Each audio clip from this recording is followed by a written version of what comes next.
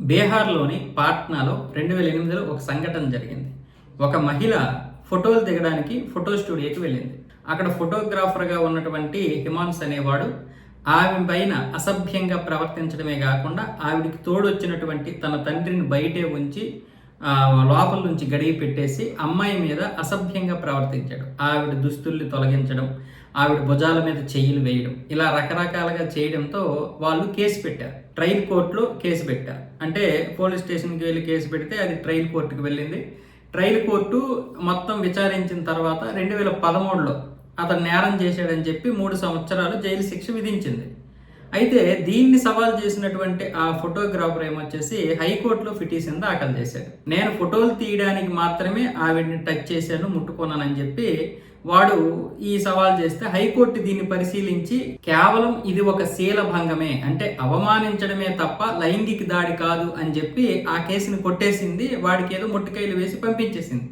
దీన్ని ఆ బాధితులు ఏం చేశారంటే సవాల్ చేస్తూ సుప్రీంకోర్టులో కేసు పెట్టారు. అది ఇప్పుడు వచ్చిందనమాట. ఇప్పుడు సుప్రీంకోర్టు ఏమొచ్చేసి గట్టిగా ముట్టుకాయలు పెట్టింది. ఎవరికి? పాట్నా హైకోర్టుకి. మీరేమైనా మతుండే తీర్పులు చెప్తున్నారా? మీరు న్యాయమూర్తులైనా? ఇలాంటి విషయాలు ఎంత సున్నితంగా ఉంటాయి. మహిళల యొక్క గౌరవానికి భంగం వాటిల్లకుండా వాళ్ళకి న్యాయం చెయ్యాలి.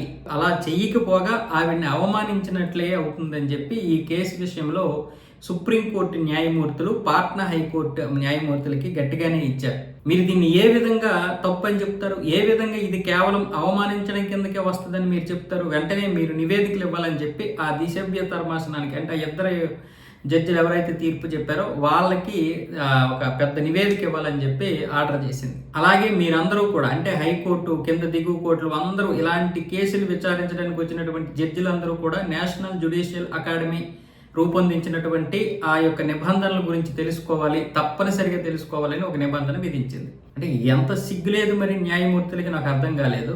అమ్మాయి తండ్రిని బయట పెట్టవలసిన అవసరం ఏమొచ్చింది? 1. 2, అమ్మాయిని దుస్తుల్లో ఎవడైనా టచ్ చేస్తాడా? పైగా అమ్మాయి మేజరు, అమ్మాయి దుస్తుల్లో ఎవడైనా టచ్ చేస్తాడా? చిన్నపిల్ల కాదు కదా ఇలా ముట్టుకుని ఇలా చేయమ్మా అలా చేయమ్మా అనడానికి. వాళ్ళ నాన్నని ఎందుకు బయట వదిలేశాడు? ఎందుకు బయట పెట్టాడు? ఆ దుస్తుల్ని తీసేశాడంట వాడు. ఈ విషయాలు ఎంత సున్నితంగా తీర్పు చెప్పాలి. రేపు ఇంకెవడూ కూడా ఫోటో స్టూడియోకి, అంటే నిజంగానే వాడు అలా చేయకుండా వాడి మీద కేసులు పెట్టేసి జైలుకి పంపించేసి వాడి జీవితాన్ని నాశనం చేయాలి అనుకునేవారు ఎవరైనా ఉంటే దాన్ని కూడా ఖచ్చితంగా పరిశీలించాల్సిందే.